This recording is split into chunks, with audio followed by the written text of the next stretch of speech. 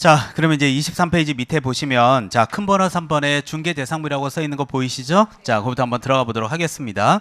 자, 그래서 보통 중개대상물 문제에서 한 문제 정도 출제하는데요. 자, 제가 아까 서두에서 그랬잖아요. 초창기 때 제일 공부 많이 해야 되는 게 민법이다. 거기 한번 보시면 알겠지만 민법상 토지 소유권은 일정한 지면을 합리적인 범위에 따라 분할을 하고 자, 정당한 이익이 있는 범위 내에서 상하에 미친다라고 써 있는 거 보이시죠? 그러니까 민법에 있는 내용을 그대로 지금 표현해 놓은 거기 때문에 민법 배워서 오면 쉽지만 안 배우셨으니까 제가 설명을 좀 드려보도록 하겠습니다. 자, 들어보시죠. 자, 일단은 그 첫 번째가 이 토지라고 하는 걸 볼 수 있는데 자, 정확히 말하면 이게 민법 제 212조입니다. 그래서 여러분들 이 민법 212조에 뭐가 있냐면 토지에 대한 얘기가 써 있는데요. 그중에서 특히 여러분들 이 구분지상권이 있죠. 이거에 대해서 여러분이 한번 배워보셔야 되는데 아직까지 한 번도 구분지상권이란 말을 들어본 적이 없잖아요. 이 구분지상권이라는 게 뭐냐면 이런 거예요.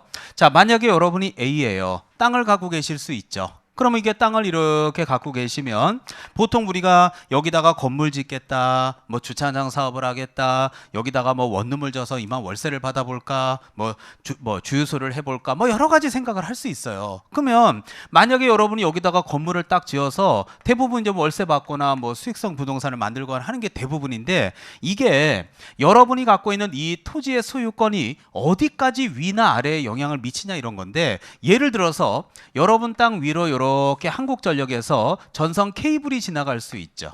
그러면 만약에 전선 케이블이 지나가게 되면 앞으로 여러분이 갖고 있는 이 건물을 증축을 할 수 있겠어요? 증축 못 하겠어요? 못 하겠죠. 그럼 여러분 입장에서는 앞으로 증축을 못 한다는 게 뭐예요? 소유권의 제약을 받는 거 아니겠어요? 그러면 그 순간 당신들 말이야 왜 나한테 허락도 받지 않고 여기다 왜 케이블을 까냐고.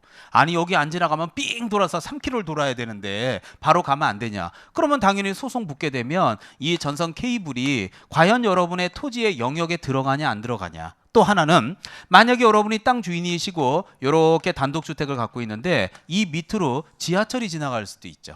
이게 4호선 때문에 만들어진 거거든요. 아니 그러면 이게 지하철이 지나가면 발파 작업을 할 거 아니에요. 그럼 이 발파 작업하는 순간 외벽에 금이 가고 등등등등 문제가 생기면 한국 지하철공사를 상대로 해서 야 니네들 말이야 이거 손해배상 청구하겠다 말이지. 그럼 지하철공사에서 물어주겠다 이거야. 외벽에 금 간 거 입증하면. 근데 문제는 여러분 입장에서는 왜 내 땅 밑으로 지나가는데 허락도 안 받냐 이거야. 그럼 과연 땅 밑에도 정당한 이익이 있는 범위라고 볼 수 있냐 없냐 하는 문제가 생길 수 있잖아요. 그래서 결국 이거는 정당한 이익이 있고 없고에 대한 부분은 민법 조문에 뭐 지상 지하 몇 미터까지 가능하다 이렇게 써 있진 않아요. 그래서 이제 이런 거를 정당한 이익이 있는 범위라고 표현하는데 이 정당한 이익이라고 하는 건 누가 판단하느냐? 이거는 법원에서 판단할 일이에요. 그러나 여러분 생각해 보세요. 지하철이 지나가는 거 이거 땅 주인한테 허락 받아야 될까요? 안 받아도 될까요? 받아야 되겠죠. 만약에 안 받고 되면 건물 지고 밑에 지하 주차장 2층, 3층, 4층 파는데 이거 건축 허가 나겠어요? 안 나겠죠. 그쵸? 또 전선 케이블 지나가는 거 당연히 토지 소유자한테 보상해야 돼, 안 해야 돼요? 해야죠. 그래서 이렇게 우리가 말하는 공중과 이렇게 우리가 말하는 지하 있죠. 요 영역에 대한 권리를 무슨 지상권이라고 표현해요? 구분지상권. 그럼 이 구분지상권도 토지의 영역이에요, 아니에요? 영역이죠. 그러면 구분지상권도 중개 대상이 돼야 안 돼요? 돼요. 이렇게 되는 거야. 그러니까 결국 민법이 되면 2차가 자연적으로 되는 거란 말이에요. 그래서 1차 공부를 열심히 지금 하시라는 게 그 얘기입니다. 자, 뭐 더 중요한 건 아니고요. 뭐 최근에 뭐 구분지상권으로 시험에 출제한 적은 없으니까 가볍게 넘어가겠습니다. 자, 넘어가겠습니다. 넘기세요. 자, 24페이지 보면 자, 맨 위에 이제 건축물, 그 밖에 토지 정착물이다 이렇게 나오게 되는데 뭐 중요한 거는 뭐 건축물에 대해서는 그냥 간단하게 보시고요. 자, 이제 거기 보면 옆에 자, 2번에 그 밖에 토지 정착물에서 1번에 수목교량 보이죠? 이런 거는 뭐 얘기할 거 없고요. 자, 동그라미 2번은 자, 29회 때 출제했고요. 30회 때 최근에 출제하지 않았습니다. 31회 시험인 여러분 시험에서는 가능성은 있다고 생각을 해요. 자, 그러면 명인 방법이 뭔지부터 아셔야 되니까 밑에 용어의 정리라고 해서 제가 박스 만들어 놓은 거 보이죠? 읽으면서 이제 하나씩 기초 강의니까 설명을 드려볼게요. 명인 방법은 수목의 집단 또는 미분류 과실 등의 소유권이 누구에게 기속하고 있다는 것을 제3자가 명백하게 할 때 명자 동그라미 인식이라고 써 있는 거 맞죠? 인자 동그라미 할 수 있도록 공시하는 관습법상의 공시 방법을 말한다. 그래서 명자와 인자를 조합하면 뭐예요? 명인이 되죠. 그러니까 명백하게 인식시킬 수 있는 방법이 전부 다 명인 방법이 되는 거예요.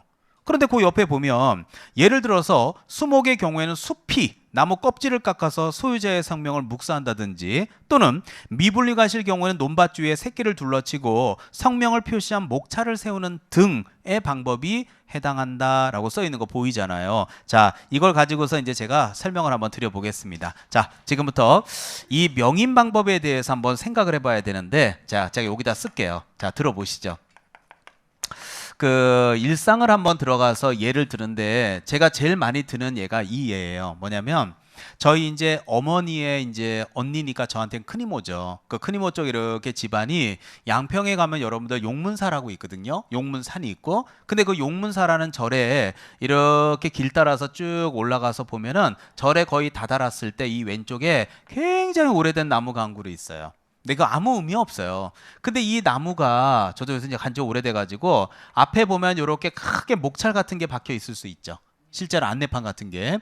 자, 의역하겠습니다. 이 나무는 조선 영조 때 어쩌고 저쩌고 뭐 임진왜란 때 어쩌고 저쩌고 이 나무를 훼손하면 문화재 관리법 몇 조 몇 도로 처벌받아, 이런 거 써 있을 수 있잖아요.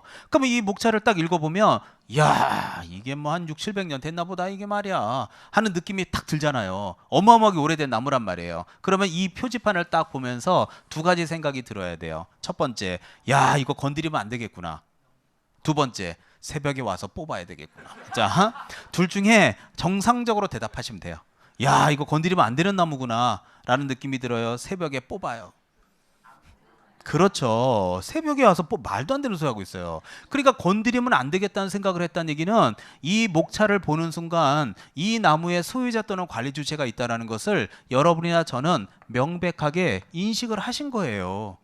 그러면 이 목찰은 그 방법으로서는 충분히 가치가 있게 표현했다라는 얘기 아니겠어요? 그게 바로 명인 방법이야. 근데 이게 이런 것도 있을 수 있잖아요. 예를 들어서 여러분들 우리가 미분리 과실 같은 거, 자, 뭐 제가 사는 지역에 인근에 여러분들 대부도 같은 거 한번 생각해 봐요. 대부도 그러면 제일 유명한 게 포도 아니에요? 예를 들어서. 그럼 가을에 제부도 대부도 드라이브하러 가자. 갔어. 그럼 이제 포도나무에 포도가 주렁주렁 열려 있어요. 근데 이게 주렁주렁 열려 있는 거 옆에 보면 이렇게 울타리가 쳐 가지고요. 이렇게 뾰족뾰족한 걸로 이렇게 울타리 쳐 있나요? 안 쳐 있나요? 쳐 있겠죠. 그럼 이걸 딱 보는 순간 어때요? 이거 누가 농사 짓는 거라는 거 느낌이 와요? 안 와요? 느낌이 안 와서 선생님 이거 좀 포도 좀 따다가 냉장고에다 좀 갖다 씻다 놓. 이 말도 안 되는 소리 하고 있어요. 이런 게 바로 명백하게 인식할 수 있는 방법으로 돼요. 근데 이런 방법이야 뭐 얼마든지 있을 수 있죠. 자, 그런데 이제 문제가 됩니다. 자, 우리 공인중개사 14회, 정확하게 말하면 2003년도인데요. 여러분은 선배들이 다 투쟁해 놓은 거 있잖아요. 그냥 먹는 거야. 과거에 이게 시험에 처음 나왔을 때 공인중개사 14회거든요. 그때 이거 시험에 나와가지고 이거 행정소송까지 갔어요. 그러면 이제 행정소송 결과가 있겠죠. 심판 결과가. 그러면 여러분은 후배로서 그냥 돼요 안 돼요? 돼요 안 돼요? 그냥 쓰고 졸업하면 돼. 하지만 선배들은 왜 어려웠던 거냐면 14회 때 어떤 문제가 나왔냐면 보기 박스에 자 실제로 기역, 니은, 디귿, 리을, 미음 이렇게 나왔는데 제 기억으로 리을번 지문인가에 명인 방법을 갖춘 수목 집단이 나왔어요. 그런데 중요한 건 시험 문제가 뭐였냐면 중개 대상이 되는 거 안 되는 거 개수를 찾으라고 문제가 나온 거야. 그럼 이거를 넣고 안 넣고에 따라서 답이 달라질 수 있겠죠. 그러면 결국은 올해도 마찬가지지만 전국에 수많은 사람이 하나 모자라서 지금 미치려는 사람들이 많아요. 제가 여러분도 마찬가지야. 제가 시험 보기 전에도 하나 모자라는 사람이 있어요. 그러면 나는 아니겠지 한 사람이 나야. 분명히 여기도 앉아 있어. 시험장 가면 하나 모자랄 사람이. 근데 자기는 아니라고 생각해. 진짜 자기가 하나 모자라. 그러면 어떻게 명인 방법 갖춘 수목 집단이 그 당시에 중개 대상이 된다고 보는 견해도 있고 안 된다고 보는 견해가 있으면 어떻게 지푸라기라도 잡는 심정으로 어떻게 한번 해봐요. 그냥 떨어지고 다시 와요. 해봐야 되겠지. 그래갖고 이게 행정소송 간 거야. 그래서 이제 행정소송 결과 자 행정법원에서는 되는 걸로 판결을 한 거야. 자, 그러면 되는 걸로 판결을 했다는 거는 왜 그런가 한번 보시죠. 자, 예를 들어 볼까요? 자, 만약에 여러분이 아파트를 한 채 갖고 있어. 자, 708호가 여러분 거야. 그럼 708호가 여러분 거면 이게 여러분 거라는 게 어디 써 있어요? 이 아파트 네 거 맞아? 아, 이게 내 거라니까. 그럼 네 건지 내가 어떻게 알아 이놈아? 할 때 뭘 띄워보면 나와요. 그렇지. 등기부 갖고 딱 띄워보면요. 소유자가 A라고 나와요, 안 나와요? 나오죠. 그럼 이 등기부가 있다는 것은 본인 거라고 공시된 거예요, 안 된 거예요? 된 거고. 그렇다면 여기 있는 아파트는 동산, 부동산. 합격은 끝이 아니라 시작이죠. 공인중개사는 인맥이 정말 중요하거든요. 진짜 인맥을 쌓고 싶다면 에듀윌에서 시작하세요.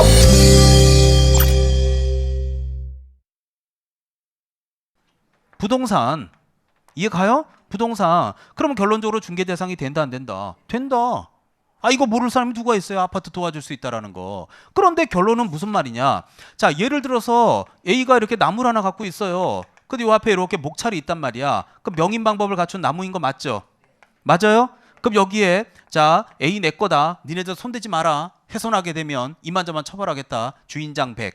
이런 거 써 있을 수 있죠. 그럼 이것도 소유자라는 게 공시된 거예요, 안 된 거예요? 그렇죠. 그러니까 이 명인 방법이라는 이 방법을 가지고 충분히 이것도 공시가 된 거 아니냐. 뭐에 대해서? 소유권에 대해서 공시된 거 아니냐. 그렇다면 이게 등기부하고 뭐가 다르냐. 그리고 나무는 움직일 수 있다, 못 움직인다. 동산, 부동산. 부동이지. 움직일 동자에 안일 불자니까. 그럼 부동산. 그럼 중개대상이 된다, 안 된다? 된다. 다를 게 뭐 있냐. 그러니까 중개대상이 된다. 이렇게 판결을 한 거예요. 그러니까 그냥 여러분들은 후배로서 29회 때 나오고 이제 올해 31회 때 나올 수 있지만 간단해. 명의명복 갖춘 수목집단은 중개대상이 된다, 안 된다? 된다. 그냥 쓰면 여러분은 그냥 합격인 거야. 왜? 선배들이 다 투쟁해 놨으니까. 그래서 결론적으로 이 명인 방법도 공시 방법으로 인정하겠다는 게 행정법원의 하나의 심판 결과라고 생각하시면 돼요. 자, 그리고 이제 밑으로 내려갑니다. 자, 그 밑에 보면 3번에 그 밖에 대통령령이 정하는 재산권 및 물건에 보니까 1번을 딱 보니까 무슨 목? 자, 조금 전에 아까 우리가 동그라미 2번에 아까 위에요. 명인 방법에 의한 거기는 임목이요, 수목이요. 거기는 수목이고 밑에는 뭐예요? 임목. 자, 기초 강의 오셨으니까 이제 차근차근 하는데 임목과 수목은 다릅니다. 둘 다 목자가 들어가니까 나무 목자 들어가니까 똑같은 것 같지만 임목과 수목은 달라요. 어떻게 다르냐면 일반적으로 우리가 보는 나무들 있죠. 그런 건 수목이라고 불러요. 그러면 임목은 어떻게 다르냐? 자, 읽어보겠습니다. 임목이란 토지에 부착된 수목 집단으로서 임목에 관한 법률에 의해서 자, 밑줄 하나 치겠습니다. 소유권 보존 등기 밑줄. 자, 소유권 보존 등기 밑줄. 따라서 소유권 보존 등기를 받은 것을 의미하며 라고 써 있죠. 그래서 여러분들 소유권 보존 등기라는 말이 이해가 안 되시면요. 위로 이렇게 화살표 뽑아봐요. 자, 위에 여백에다 적으시라고요. 자, 뭐라고 적냐면 등기부를 쓰세요. 소유권 보존 등기의 뜻이 궁금하시면 등기부를 창설, 신설하는 등기. 따라서 등기부를 창설, 신설하는 등기. 더 쉽게 표현하라면 처음에 등기부 만드는 게 바로 보존 등기예요. 여러분이 집을 지었죠. 땅을 사서 집을 졌죠. 그러면 집에 대해서도 등기부 만들어야 돼요, 안 만들어야 돼요? 그게 보존 등기예요. 처음으로 등기부를 만드는 등기가. 네. 그러면 지금 여기에서 임목에 관한 법률에서 보존 등기를 받은 것을 말하며 라는 말에서 힌트를 얻는다면 임목은 수목 중에서도 어떻게 한 게 임목이 되는 거야? 등기를 한 나무는 임목이라고 부르는 거고 등기를 하지 아니한 나무는 수목. 앞에다 목차를 갖추면 명인 방법에 의한 수목이라고 부르는 거죠. 무슨 말 이해 가요? 수목은 중개 대상이 안 됩니다. 명인 방법 같은 수목 집단은 됩니다. 임목은 되겠죠. 읽고 있으니까. 따라서 보존 등기를 하는 것을 의미하며 임목으로 등기를 받을 수 있는 수목의 집단의 범위는 한 필의 토지 또는 일부에 생립하고 있는 모든 수종의 수목을 말한다라고 써 있습니다. 자, 그리고 여러분들 하나만 더 봅시다. 기초 강의 때 꼭 봐야 되는 게 3번의 저당권의 효력이에요. 자, 3번 체킹. 자, 한번 읽어보고 제가 그림 그릴게요. 임목을 목적으로 하는 저당권의 효력은 임목을 베어낸 경우에도 토지로부터 분리된 수목에 대해서도 저당권의 효력은 미친대요, 미치지 않는데요? 예? 미친다. 그걸 안 미친다라고 시험에 여러 번 출제했거든요. 자, 근데 어려워할 거 없고, 자, 그거 읽을 것 같으면 뭐하러 수업 아꼈어요? 제가 또 쉽게 그림 그려서 보여드릴게요. 저 좀 보시겠습니다. 자, 그럼 여기 같이 해보죠, 뭐. 자, 여기에 좀 전에 이렇게 명인 방법을 갖춘 이렇게 수목과 관련된 거를 왼쪽에다 적었으니까 자 오른쪽에는 임목이 뭔지에 대해서 한번 정리를 한번 해봅시다. 자 예를 한번 들어서 그림으로 보여줄게요. 만약에 A가 이렇게 시 외곽에 단독주택을 갖고 계셨어요. 뭐 전원주택 같이. 근데 금액이 한 1억 정도 된다고 칠게요. 그런데 A가 토지와 건물 다 자기 거로 갖고 있는 집이 1억인데 사업을 하시는데 요번에 이만저만해서 8천만 원이라는 돈이 필요해졌어요. 반드시 있어야 되는 돈이라면 자 자기가 갖고 있는 재산은 이거밖에 없는데 8천만 원이 필요하다면 이거 뭐 전세 나오는 거나 여러 가지 힘들다 그러면 팔아야 되겠죠. 근데 안 팔리는 거야. 은행 가서 대출 받으려고 했더니 1억 원짜리 주택을 갖고서 누가 8천만 원을 대출해 주겠어요. 그래서 결국 A가 깝깝해갖고 마당에 나와서 담배 한 대 딱 피고 있는데 갑자기 문득 생각이 난 게 뭐냐면 뒷뜰에 이렇게 나무가 한 그루 있는데 저 이 나무 금액이 얼마인지는 잘 몰라요. 그냥 예를 드는 거예요. 자 향나무가 한 그루 있는데 500년 된 향나무라고 칠게요. 조경업자한테 물어봤더니 시세 한 3억 정도 받을 수 있대요. 저 그냥 하는 말이에요. 뭐 새겨 듣지 마세요. 그냥 예를 드는 것 뿐이에요. 그 순간 가만히 있어봐. 야, 요거를 어떻게 요렇게 만들어 보면 되겠다 이렇게 생각할 수 있잖아요. 근데 여러분들 알겠지만 이런 나무를 판다라는 게 쉬운 일은 아니잖아요. 그렇다고 이걸 갖다가 3억 원 정도 가치가 된다고 해서 은행에다가 사진 딱 찍어가지고 8천만 원 대출해달라 그러면 이거 대출 받기도 쉽지가 않아. 왜? 8천만 원 대출했는데 어느 나쁜 사람이 새벽에 이 나무 베어내면 어떡할 거야? 이해 가죠? 그러면 은행인 여러분 입장에서는 안 불안해요? 그러니까 이것도 대출도 받기도 힘들어. 그러자 이제 은행에서 하는 말이 아니 이거 누가 베어내고 이거 공시 방법도 불안한데 어떻게 대출해 주냐 말이지. 하자 여기 있는 A가 은행에다 얘기했을 수 있죠. 뭔 소리냐고. 임선정 선생님이 명인 방법이 있다 그랬다고. 해갖고 만약에 여기 앞에다가 목차를 박아. 그래서 목차를 박아서 하나은행에서 대출 이해 가죠? 8천만 원을 대출 받았다. 너희들 손대지 마라. 이렇게 목차를 박아놓으면 은행에서 8천만 원 대출 해줄까요? 안 해주겠죠. 왜? 어느 놈이 새벽 이걸 잘라버릴 수도 있으니까. 그러니까 이게 불안불안한 거야. 그래서 결국은 여기 있는 이 나무를 등기를 하게 됩니다. 그러면 등기부가 있어요, 없어요? 있죠. 그러면 등기부 중에서 갑구와 을구가 있는데 을구에 가면 저당권 은행에다 대출 받을 수 있어요, 없어요? 있죠. 그러면 제가 물어보겠습니다. 오늘 아까 제가 1교시 때도 얘기했지만 비록 금전 소비대차 알선에서 부수해서 이뤄진다 하더라도 저당권 설정 계약 자체를 알선한 것이기 때문에 저당권을 도와주는 것은 중개업에 해당한다 안 한다? 한다. 그러니까 저당권은 도와줄 수 있잖아요. 더더군다나 등기부가 있다는 얘기는 동산 부동산 자 여기 봐봐요. 등기부가 있다는 얘기는 공시가 된 거고 동산 부동산 도와줄 수 있다 없다? 있다. 그럼 똑같은 메커니즘이죠. 등기부가 있다는 얘기는 공시가 된 거예요 안 된 거예요? 된 거죠. 이 말은 동산 부동산 그 말은 중개 대상이 된다 안 된다? 된다. 그러니까 가능하다. 이렇게 논리적으로 되는 거거든. 그래서 이렇게 나무를 등기한 걸 우리가 임목이라고 불러요. 여러분들도 사시면서 오늘 수업을 딱 들으면서 야, 나 진짜 살다 나무 등기한다는 얘기는 처음 들었네. 다들 처음 들어요. 예. 그럼 실무 나가서는 명인 방법 갖춘 수목과 임목과 아파트 셋 중에 어느 걸 해야 돼요? 아파트를 해야지. 그럼 학원 다닐 때는 임목을 공부해야지. 학원에 공부하고 실무하고는 완전히 달라요. 특히 야간반 같은 경우는 더더군다나 낮에 일하다 오신 분들 많거든요. 야간에. 그런 분들은 더더군다나 이 얘기하면요. 무슨 돈도 안 되는 얘기를 하고 앉아있어 이래요. 지금도 시험을 위해서 어쩔 수 없지 뭐. 그래서 이 나무는 무슨 된 나무라고요? 그래요. 그러면 여기다가 자 등기부 만들어서 8천만 원 대출 받았죠. 예? 그래서 어느 놈이 새벽에 나무를 베어냈어. 그럼 베어냈을 때 베어낸 수목에도 은행의 저당권의 효력은 미쳐야 돼 안 미쳐야 돼요? 미쳐야죠. 만약에 안 미친다 그러면 은행이 돈 띄죠. 그럼 돈 띈다면 은행은 처음부터 대출을 해줄까 안 해줄까? 안 해주니까 미쳐야 되겠죠. 그러니까 여러분 다시 한번 3번 보시죠. 다시 한번 동그라미 3번 보면 임목을 목적으로 하는 저당권의 효력은 임목을 베어낸 경우에 분리된 수목에 대해서 미치는 거 맞죠? 그러니까 지금 여러분 하나도 그냥 안 해도 그냥 미친다라는 게 당연히 이해가 가죠. 그러나 3월부터 와갖고 미치는 거 했죠? 그러면 어떻게 외워야지. 저당권 미침 왜 그래 몰라 공식이야 미침 안 미침 X 안 미침 X 머리도 미침 나도 미침 너도 미침 미치겠어요 선생님 이러고 다니는 거야 3월에 오시면. 왜 이렇게 뭐 있어? 당연한 이치지. 자, 반음 오른쪽에.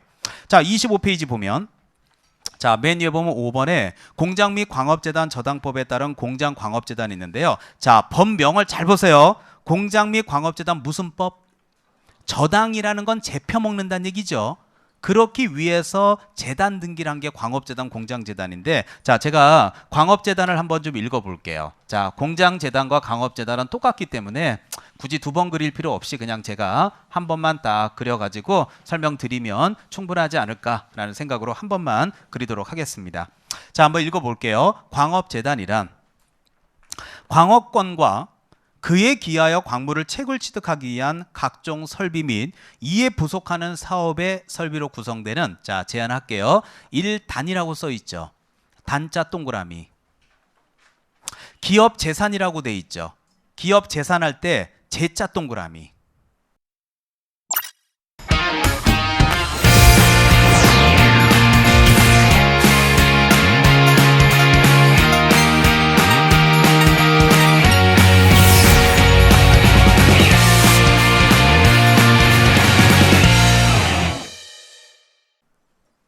자, 기초부터 차근차근 갈게요. 거꾸로 읽으면 어떻게 돼요?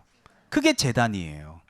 1단에 기업 재산을 퉁 쳐서 등기하면 그게 재단 등기가 되는 거예요. 그래서 바로 1단의 기업 재산으로서 공장 및 광업재단 저당법에 따라서 소유권과 저당권의 목적이 된다고 써 있는데, 자, 소유권이란 말 밑에다 조그맣게 쓰세요. 갑구라고 쓰세요.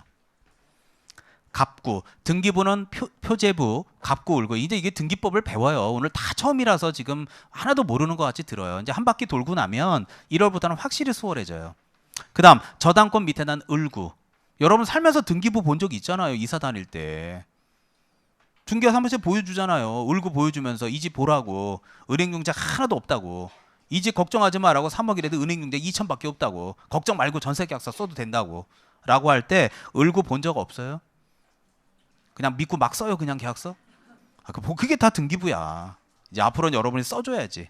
자, 그러면 그 광업재단하고 공장재단은 똑같으니까요. 제가 그냥 공장재단으로 예를 들면 광업보다는 공장이 난 것 같아서 예를 하나 들겠습니다. 자, 여기 잠깐 보시죠. 자, 이게 무슨 말이냐면 그 제가 어제 부평이었어요. 그래서 인천에서 이제 어제 수업을 했는데 그 한 여러분들 선배들 중에서 한 4개 한 4개 정도 선배 되겠다. 그때 부평에서 강의할 때 이제 한 분이 저쪽에 이제 긴 공장을 하시는 분이 한 분 계셨거든요. 자, 그분이 A라고 치고 제가 한번 예를 들게요. 자, 잘은 모르겠지만 긴 공장이라면 자, 공장 건물도 있을 거고 공장 부지도 있을 거고 그다음에 김을 다 굽고 나서 이제 포장하는 포장 라인이 있을 수 있죠. 그 다음에 이제 뭐 예를 들어서 김을 굽는 기계라든지 김을 또 예를 들어 자르는 기계라든지 이해 가죠? 뭐 예를 들어서 뭐 하는 여러 가지 기계가 있을 거예요. 제가 모르는 게. 그러면 이 전체 자산을 평가를 해봤더니 이게 한 50억이 된다고 칠게요. 근데 요번에 이제 이 A가 사업을 하다가 보니까 이만저만해서 8억을 결제를 해줘야 돼요. 8억을. 근데 결제를 해줄 때 이제 사업이 잘 안 되니까 이걸 어째야 되나라고 생각하다가 어떻게 하든지 8억을 만들어야 될 거 아니에요. 그럼 여러분 한번 생각해봐. 만약에 여기는 공장 건물을 판다. 그럼 건물이 없게 되면 어떻게 비 맞으면서 김 구울 수 있겠어요? 그럼 땅을 팔아버려? 아니 그러면 여기는 현장 사무실을 건물을 뭐 공중에 띄워놓고 사업을 할 수 있는 건 아니잖아요. 그러면 여기 포장 라인이 까는데 한 30억이 들었는데 지금 갖다 팔아도 한 20억 원 그 라인 다 띄워서 팔면 받을 수 있대요. 그럼 여기 포장 라인 20억이니까 이거 팔아서 8억 결제했다. 그럼 포장 라인이 없으면 어떻게 돼요? 그럼 뭐 과일로 뭐 잘라서 뭐 봉투에다 넣어서 포장할 수 있는 것도 아니고 그렇다고 해서 뭐 김 굽는 기계를 없앨 수도 있는 것도 아니고 이러다 보면 결국은 돈을 이것저것 팔 수 없어서 냅두면 회사가 부도나서 없어지는 거고 이거를 팔면 회사가 굴러가지를 못하니까 없어지는 거고 이래도 없어지고 저래도 없어져요. 그럼 여러분이 만약에 이 사업의 오너라면은 판단을 해야 될 거 아니에요. 어떻게 해야 돼요 이거? 그래서 결국 이거를 판단할 수 있는 방법이 어떻게 하느냐. 공장 및 광업재단 저당법의 목적은 사업자금 융통 원활이거든요. 그럼 어떻게 하느냐? 이거를 퉁 쳐가지고 한 방에 이거를 뭘 하느냐? 이거를 가지고 등기를 해요. 그러면 등기를 하게 되면 물어볼게요. 등기라는 순간 동산이 돼요? 부동산이 돼요? 부동산이 되는데 1단에 기업 재산으로서 등기하는 거 맞죠? 그러면 요 동그라미 친 건가 이 동그라미 친 거를 한 방에 조합하면 무슨 등기? 재단 등기가 되는 거예요. 그럼 여러분들 등기가 되는 순간 을구가 있을까요? 없을까요? 있죠. 그러면 저당권의 객체가 될까요? 안 될까요? 되죠. 저당권은 개업공인중개사가 도와줄 수 있다 없다? 있다. 오늘 지금 3시간째 수업하고 있어요. 금전 소비 대차 계약이 알선의 부수의 저당권 가능하다. 담보대출. 그러면 결국은 부동산이기 때문에 중개에 도와줄 수 있는 영역이다 아니다. 영역이다. 그 말은 공장 및 광업재단도 결국은 중개 대상이 된다 안 된다? 된다. 그런 논리예요 이게. 그래서 오늘 이렇게 수업 들어보면 대부분 토지 건물 정도만 생각하고 이제 학원에 오셔서 수업을 들으면 임목이나 공장 광업재단이 된다는 수업을 들으면 조금 의외의 느낌이 좀 들 거예요. 이게 결국 시험엔 여기가 나오는 거거든. 느낌 알겠죠? 그런 느낌으로 가능하다는 거 알아두십시오. 자, 그리고 밑으로 내려가면 중개대상물에 해당하는지 여부 그거는 그냥 참고하겠습니다. 자, 넘기세요. 자, 학원들이 모두 다 수업 진도는 똑같이 제가 진도를 나가는데요. 자, 거기 보면 이제 2장이 공인중개사 시험제도라고 써 있죠. 자, 여기까지 이제 오늘 진도 계획으로 나갈 수 있도록 하겠습니다. 자, 오늘 그 2장과 관련된 부분이 공인중개사 시험제도예요. 자, 그래서 올해 그 30회 시험에서도 시험 문제가 뭐 넓게 보면 2개, 적게 보면 하나인데 여러분들 시험에서도 저는 한 문제 나올 거라고 예상을 해요. 자, 그래서 뭐 어려운 부분은 아니니까 이 부분은 좀 쉽게 표현하고 가겠습니다. 자, 일단은 그 26페이지에 파란 글씨 1번을 딱 보면 시험 시행 기관이라고 써 있는 거 보여요? 네, 제안하겠습니다. 시험 시행 기관이라는 그 파란 글씨에 시자만 동그라미 한번 쳐봐요. 자, 그리고 밑에 보면 1번에 원칙적 시험 시행 기관이라고 써 있죠. 거기에 시도지사라고 써 있죠. 시도지사의 시자만 동그라미 한번 쳐보세요. 그 다음에 밑에 보면 예외적인 시험 시행 기관은 국토교통부 장관이라고 돼 있지 않습니까? 자, 상식선에서 얘기할 수 있어요. 국토교통부 장관하고 시도지사하고요. 누가 더 윗급일까요? 예? 국장이 윗급이에요. 국토교통부 장관이. 근데 우리가 사회생활을 이렇게 하다 보면은요. 위에 사람이 못하면 아래 사람 시켜요. 아래 사람이 못하면 윗 사람 시켜요. 그렇죠. 부장님이 못하면 퇴근할 때 자, 박 부장님이 김 과장한테 어이 김 과장 네. 아 이거 좀 네가 하고 퇴근해. 내가 지금 빠르게 집에 가야 되는데 내가 이거 내 짬밥에 하게 생겼어. 라고 하면서 부장님이 과장님을 시키지 과장님이 퇴근하려고 부장님 불러요. 어이 박 부장 일로 와봐. 왜 그러신데요 과장님. 네가 좀 하고 퇴근해라. 나 좀 빨리 가야 된다 집에. 라고 얘기하진 않죠. 그러니까 우리가 사회생활은 위에서 아래를 시키지 아래에서 위를 시키지는 않아요. 그렇다면 통념상 원칙적인 사람은 국장이 되고 못하면 시도지사가 돼야 되는 게 원칙이잖아요. 그런데 이게 거꾸로 돼 있거든. 그러다 보니까 시험 문제에서 많이 장난을 치거든요. 그런데 이제 저는 어떻게 하든지 이제 합격을 시킬 거예요. 그래서 이제 제가 내린 결론은 이렇게 오는 거야. 시험이죠.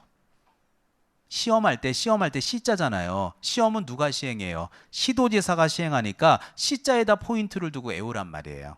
자, 외워보세요. 자, 시험은 누가 원칙이에요? 시도지사. 예외는요? 국장. 그렇게 외우면 되는 거예요. 국토교통부 장관. 자, 그러면 제가 한번 예를 들어 볼까요? 최근에 우리 공인중개사 30회 시험이 있었어요. 그러면 30회 시험은 시도지사가 시행했을 것 같아요? 국토교통부 장관이 시행했을 것 같아요? 예, 산업인력관리공단에서 했어요. 예, 자, 그래서 그 밑에 시험 업무 위탁이란 말이 있는 거예요. 자, 그래서 거기 보면 이 국장과 시도지사는 맨날 지들이 한다 그러고 하는 게 없어. 다 밑에 사람들 시켜요. 니들이 해보라고. 그래서 시험 시행 기관장 제가 미리 힌트를 주고 갈게요. 자, 좀 이따 제가 여쭤볼 거니까 5분 10분 있다 틀리면 안 돼요. 좀 이따가 제가 시험 시행 기관장이 누구예요? 하고 10분 있다 질문할게요. 그럼 뭐라고 얘기할 거예요? 절대로 한 사람만 얘기하시면 안 돼요. 시도지사라고만 얘기하면 국토교통부 장관도 될 수 있잖아. 국토교통부 장관을 얘기하면 시도지사도 될 수 있잖아. 그러니까 제가 좀 이따가 시험 시행 기관장이 누가 돼요? 그러면 시도지사, 국장 둘 다요. 이렇게 얘기를 하세요. 다시 한번. 시험 시행 기관장이 누구라고요? 시도지사, 국장 둘 다요. 이렇게 얘기를 하시라고요. 좀 이따 제가 속일 거예요. 그래서 이들이 시험을 시행할 관련된 업무를 공기업이나 준정부기관 또는 협회에 위탁할 수 있는데 이런 공기업이나 준정부기관에 바로 산업인력관리공단이 들어가요. 그래서 실제로는 시도지사나 국토교통부 장관께서 임선정이 에듀윌에 들어와 사이트에 강의를 보고 연구해갖고 시험 문제를 출제하거나 이런 일은 없어요. 다 맡겨서 하는 거예요. 니들이 해봐라 이런 식으로.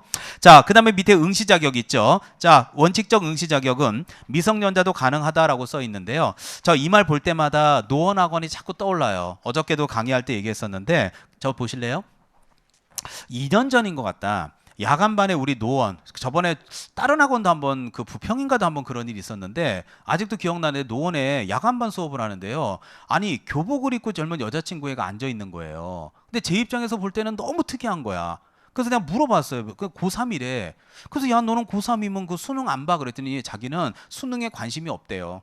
자기의 목표는 대학이 아니라 앞으로 자기는 건물주가 되는 게 자기의 목표래요. 그래서 저는 어린 나이지만 이 공인중개사 자격증이 필요할 것 같다. 이게 나름대로 계획이 철저하더라고요. 그러더니 막 열심히 하대. 그러더니 2주 있다 안 오더라고요. 예, 힘드니까 못 알아먹지. 뭐 갑구가 뭐고 울구가 뭐고 은행융자 근저당이 뭐고 몰라. 하나도 못 알아먹으니까 뭐 와봐야 뭐 하겠어요. 그래도 학교 갔다가 교복 입고 와서 지금 앉아있는데 뭐 이해가 돼야지. 그러니까 애가 포기하더라고요. 그래서 내가 그랬어요. 대학교 간 다음에 와. 내가 이렇게 얘기했거든요. 근데 뭐 더 이상은 애가 흔적도 없더라고요. 자, 그래서 건물주가 될진 모르겠어요. 자, 그래서 이 미성년자도 시험이 가능해요. 그리고 이제 두 번째가 결격사에 해당하는 자 써 있죠. 네, 그래서 이 결격사유자도 자격이 취소되면 3년간은 시험 못 봅니다. 제가 그 가장 쉽게 이해시키기 위해서 앞으로 여러분들 그 운전면허증은 다 웬만한 분들 다 갖고 계시니까 면허증으로 한번 예를 들면요.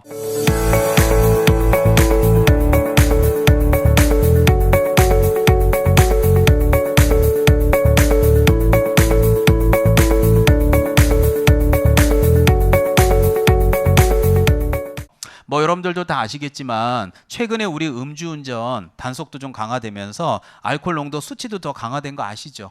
대한민국 국민이라며. 그래서 우리 뭐 윤창호법 이런 것들이 있잖아요. 더 많은 얘기하긴 그렇지만. 근데 만약에 음주운전으로 면허가 취소됐어요. 만약에 도로교통법입니다. 면허가 취소되면요. 돈 내고 며칠 있다 가서 면허증 다시 딸 수 있어요. 1년간은 못 따요. 1년간은 못 따죠. 그래야지 1년 동안 이제 좀 불편해 보고 반성, 자숙의 시간을 가지면 다음에 이제 또 술 한잔 하더라도 아니야. 나 절대로 나 술 먹고 운전 안 돼. 나 절대로 이거 대리운전 불러야 돼. 이렇게 되는 건데 면허 취소되자마자 돈 내고 다음 날 가서 면허시험 가서 또 따면 먹으면서 무슨 생각해요? 친구야, 오늘 취소되면 나는 내일 또 본다? 이러면 무슨 운전면허 취소가 무슨 의미가 있겠어요? 그러니까 이거와 마찬가지로 여러분이 앞으로 받으시게 되면 공인중개사 자격증이 있는데 그러면 이거 자격증도 취소 처분을 받는 경우가 있을 수 있죠. 그럼 이것도 일정 기간 동안 못 따게 해야 되잖아요. 이거는 3년이 되는 거예요. 그래서 요거는 도로교통법, 요거는 공인중개사법이니까 법마다 당연히 숫자는 다를 수 있잖아요. 그런 이치를 생각하시면 돼요. 따라서 자격이 취소되면 몇 년간 못 본다? 3년. 똑같은 이치예요. 자, 그리고 또 하나가 아까 제가 시험에 부정행위하다 걸리면 5년간 시험 못 본다는 얘기 했었죠. 아까 우리 재정 목적 하면서 농담으로. 자, 손 좀 한번 들어봐 봐요. 자, 3월부터 할 얘기인데 미리 합시다. 부, 정, 행, 위. 자, 몇 글자예요? 그래서 5년간 시험 못 보는 거 아니에요. 뭐 하는 짓인지 모르겠는데 이렇게라도 해야 돼. 그래야 기억이 나. 그래서 부정행위하다 걸리면 5년간 시험 못 봐요. 자, 그리고 밑에 자 3번에 그 시험의 시행 및 일부 면제 있는데요. 앞에서 얘기 많이 했으니까 뒤에는 좀 편하게 할게요. 자, 뭐냐면 시험은 매년 1회 시행해요. 1회 이상 시행해요. 자, 아까 제가 여러분한테 말씀드렸잖아요. 제가 아까 공인중개사 15회 추가 시험 얘기한 거 기억나죠? 그래서 여기 2005년도에 15회 추가 수험생과 16개 수험생이 두 분이 이렇게 오셔가지고 요분들은 5월 달에 시험 받고 여기는 11월 달에 시험을 받기 때문에 한 해에 두 번 한 해도 있었잖아요. 그래서 원래 법조문은 매년 1회 시행한다가 법조문이었는데 이렇게 두 번 하는 경우가 예외를 생기다 보니까 그걸 이상이란 말을 조문을 바꾼 거예요. 그래서 여러분들은 그냥 뭐 이상이라는 게 아무 의미 없겠지만 저한테는 정말 뼈저리게 힘들었던 시절이었던 것 같아요. 정말 힘들었어요, 이거. 예, 아직도 까먹을 수 없어요. 그리고 또 하나는 공인중개사 8회 때인데 요때는 이제 제가 강의할 때가 아니었으니까 요때는요 상대평가였거든요. 근데 이때 상대평가인데 요때 시험 문제 지금 보아도 어려워요. 요때도 합격률이 1%였어요. 그래서 우리 공인중개사 시험에서 절대평가의 지조는 15회, 상대평가의 지조는 8회예요. 그래서 두 회차가 가장 지금까지 어려웠고 합격률이 1%입니다. 근데 이제 이러다 보니까 이제 많은 문제가 생겨서 이제는 시험 문제를 이렇게 어렵게 내지는 않아요. 그렇지만 적절하게 한 15% 20% 정도는 합격할 수 있도록 적절하게 문제 냅니다. 그러니까 여러분들 이건 걱정하지 마시고 그냥 편하게 보시면 돼요. 자, 그리고 밑에 자 동그라미 2번도 시험의 일부 면제 같은 거 보면 제1차 시험에 합격한 자는 다음 회 시험에 한해서 1차 시험을 면제해요. 다음 1회 시험에 한해서 면제해요. 다음 회와 다음 1회는 달라요. 지금 여러분들 여기 잠깐 보실래요? 자, 봐봐요. 다음 회라고 돼 있지. 보시는 대로 다음 1회라고 되어 있지 않거든요. 여러분이 볼 때는 이게 숫자 하나지만 완전히 하늘과 땅 차이예요. 예를 들어서 공인중개사 지금 30회 시험에 합격하신 1차 합격한 사람이 여기 계시거든요. 그럼 1차 합격했어. 그럼 31회 시험을 응시해야 되는데 바빠서 못 봤어. 그러면 32회 시험 때 어떻게 되나 한번 생각해 봐요. 만약에 다음 회라고 써 있죠, 법에. 다음 해면은 언제만 인정되는 거야? 31회만 인정되는 거야. 그럼 32회 때는 안 되는 거지. 그럼 처음부터 다시지. 그러나 지금 보는 대로 다음 1회라 할 때 1은 뭐냐면 언제든지 한 번만 인정해 주겠다고요. 한 번만. 그러면 31회 때 못 봤죠. 그럼 32회 때 인정받을 수 있다 없다. 있다 이렇게 되는 거기 때문에 일자가 들어가고 안 들어가고 이렇게 차이가 나요. 그래서 과목이 치사한 거야. 자, 그리고 이제 4번. 자, 정책심의위원회 별표. 자, 올해도 그 30회 시험에도 정책심의위원회 나올 거라고 예상했는데 역시 예상대로 나왔습니다. 올해 31회 때도 열심히 강의하겠습니다. 대신 뭐 초반이니까 너무 빡세게 하지 말고 그냥 간단하게 보고 넘어갑시다. 자, 정책심의위원회에서 하는 일에 대해서 오른쪽 페이지를 보면 자, 27페이지 맨 위에 박스 보여요? 네, 그래서 네 가지 하는 일이 있습니다. 그 중에서 동그라미 1번만 이번 달에 외워두십시오. 공인중개사 시험 등 자격 취득에 관한 사항이라고 써 있나요? 그래서 그 내용을 심의하기 위해서 국토교통부에 정책심의위원회를 둘 수 있는 거예요. 그러면서 쭉 내려가면 쌍가로 2번에 위원회 구성 및 운영 나오는데 정책심의위원회는 위원장 1명을 포함해서 몇 명이요? 7명, 11명 있죠. 이거 이번 시험에 떴어요. 30회 때. 숫자는 나중에 외우셔도 돼요. 따라서 7명, 11명 밑줄 치고 넘어가세요. 그 중에서 동그라미 2번의 위원장은 국토부 제1차관이 되고 위원은 다음에 해당하는 자 중에서 국토교통부 장관이 임명 위촉한다 이렇게 되어 있습니다. 그리고 다음에 해당하는 거 이런 것들은 나중에 이제 한 3월부터 2차 빡 피치 올릴 때부터 하세요. 지금은 그냥 그러려니 하고 민법을 열심히 하십시오. 자, 넘기세요. 자, 넘겨서 자, 쭉 내려오면 이제 큰 번호 2번에 시험의 실시라고 있습니다. 파란 글씨 1번에 시험의 공고라고 써 있죠. 자, 그래서 그 시험의 공고 보면 동그라미 1번과 동그라미 2번이 있을 겁니다. 자, 동그라미 1번 왼쪽으로 화살표. 자, 거기다 뭐라고 쓰냐면 이렇게 쓰세요. 계략적 공고.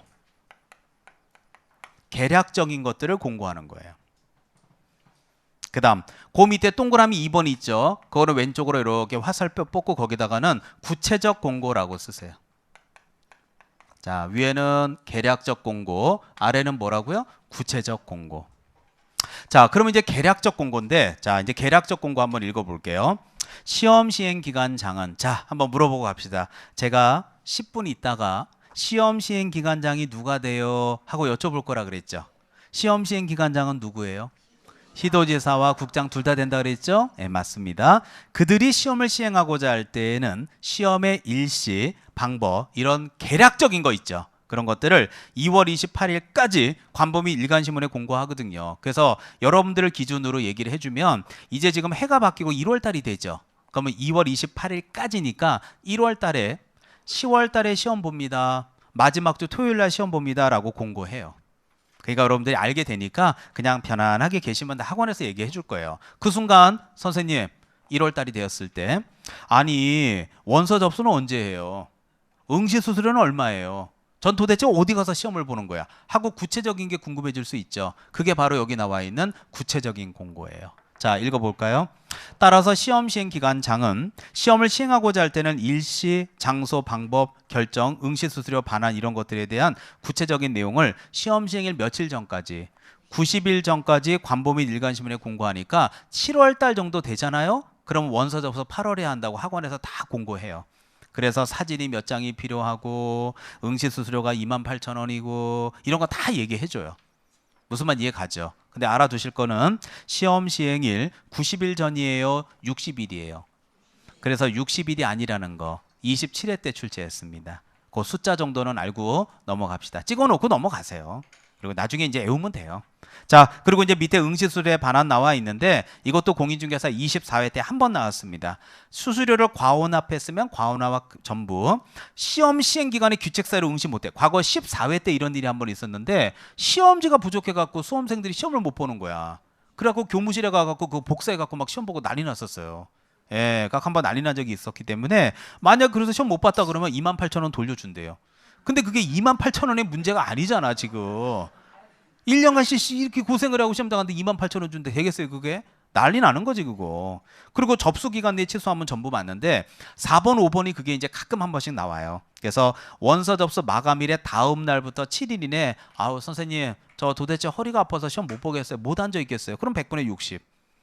끝까지 버티다가 4에서 기간 정한을 경과했다는 얘기는 8일째부터 시험 시행일 10일 전까지죠. 그때까지 아우 선생님 저 시험 못 보겠어요. 어머니가 아프셔서 병간호 해야 될 거 못 보겠어요. 그러면 이거는 100분의 50만 돌려줘요. 그래서 가끔 가다가 60, 50 나오니까 그 정도만 그냥 밑줄 치고 넘어가세요. 자, 오늘 마지막 하나 더. 자, 오른쪽 맨 위에 3번. 요까지 오늘 진도 나가고 오늘은 처음 수업이니까 좀 일찍 끝내겠습니다. 자, 맨 위에 보면 자, 합격자 공고와 자격증 교부 보이죠? 자, 요거 요번 30회 시험에 또 나왔습니다. 시도지사 밑줄. 자, 띄시고 자, 합격자 결정 공고로부터 1월 이내에 자격증 교부 밑줄. 자, 그러면 일단 먼저 얘기합시다. 자격증 교부는 몇 월 이내 해요? 1월이죠. 또 하나 조심하실 것은 1월 이내 교부하는 건 맞는데 앞에 누가? 그렇죠. 그거를 시험 시행 기관의 장은 하고 바꿔서 내는 거예요. 제가 여러분이 그거를 혼동할까 봐 지금 몇 번을 물어봐 드렸어요. 다시 물어봐 드릴게요. 시험 시행 기관 장은 누군데요? 시도지사만 돼요? 국장도 돼요? 국장도 되는데 거기 뭐라고 써 있어요? 그러니까 시험 시행 기간 장이라고 바꾸면 안 되는 거지. 1교시부터 지금까지 얘기하는 거야. 분량이 작은 대신에 치사한 과목은 이 과목이다. 근데 1년 동안 외우면 돼. 그러면 어려운 많은 분량, 오늘 지금 여러분들 뭐 수업 3시간 들어서 그렇지 앞에부터 지금까지 배운 거 이렇게 넘겨보면 몇 장 안 돼요. 그렇죠? 그럼 뭐 맘만 먹으면 얼마든지 할 수 있다고. 대신에 시험 문제는 조금 까다롭게 된다. 1년 동안 이렇게 학습을 하면 나중에 다 보입니다. 자, 그렇게 알아두시면 될 것 같아요. 자, 제가 두 가지만 다시 한번 부탁하고 오늘 수업 마무리할게요. 첫 번째, 저는 여러분이 동차 합격해서 다 붙었으면 좋겠어요. 그래서 선배들이 겪었던 시행착오 겪지 마시고 집에 가서 지금 초반이지만 한 3시간씩 공부하세요. 자, 어느 과목만 하라고요? 민법. 절대 잊으면 안 돼요. 이게 무너지면 그냥 1차 다. 저는 그냥 임선정은 지금 강의한 거 헛소리 한 거야. 뭐 2차 포기할게요. 그럼 뭐 아무 소리 하기 좀 쓸데없이 수업 듣고 있었던 거예요. 그리고 두 번째, 오늘도 수업 들었지만 아까 뭐 금전 소비대차, 저당권 설정이니 임목이니 공장 광업재단이 이런 것들을요. 여러분이 수업을 들었기 때문에 쉬운 거예요. 혼자 읽어도 쉬울까요? 수업을 들었기 때문에 그게 별거 아닌 것처럼 느껴지는 거예요. 다음 주도 마찬가지예요. 수업을 들으면 쉽게 갈 걸 혼자서 독학한다고 책 보고 하게 되면 무지하게 어려워져요. 그래서 동영상이 있다는 거 믿지 말고 여기 현장에 계신 분은 현장 수업을 듣고 또 어쩔 수 없이 인강을 들어야 되는 분은 인강을 듣더라도 오실 수 있으면 와서 들으세요. 절대 수업은 빠지면 안 돼요. 아시겠죠? 자, 두 가지만 부탁하고 오늘 첫 수업 마무리하겠습니다. 자, 여기까지 마무리하겠습니다. 수고하셨습니다. 그런데 말입니다. 에듀윌에선 이 모든 혜택의 유료 회원 수강료를 돌려받을 수도 있다는 사실 알고 계셨습니까? 진짜 10만 원을 주더라고요. 한 달에 100만 원 버는 친구도 봤어요. 이게 진짜 대박이라니까요. 네, 친구 추천을 하시고 친구가 유료 회원가입을 하게 된다면 10만 원을 입금해드리고 있습니다. 친구만 추천해도 10만 원을 입금해주는 에듀윌 친구 추천 이벤트. 참으로 놀라운데요. 그리고 이 모든 혜택들을 많은 수강생들이 동행해 주길 진심으로 부탁드립니다.